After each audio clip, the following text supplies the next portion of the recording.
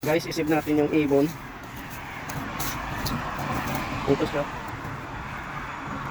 Isip natin yung ibon. Ito yung ibon. Isip natin na bangga siya. Ayan. Oh. Ito yung ibon na bangga yata. Bali yata yung ano niya. Wala kung saan yung tamaan. Yan. So guys, so kawawa naman yung ibon. Yan, diyan kaya muna. Yan. Isa makabalance. Taba pa naman, oh. Taba, sarap to. Lulutuin, yan. Ouch.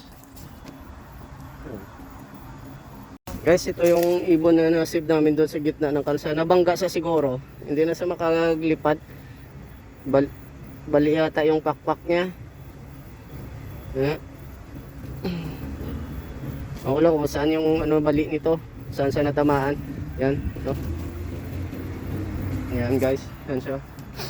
Kaya nandun sa kanina sa gitna ng kalsada yan. Kaya sisib natin siya. Diyan ka sa puno ng ng kahoy. Oh, gapo ka dyan. Wala. Mahina. Siguro yung niya. Pakpak balik.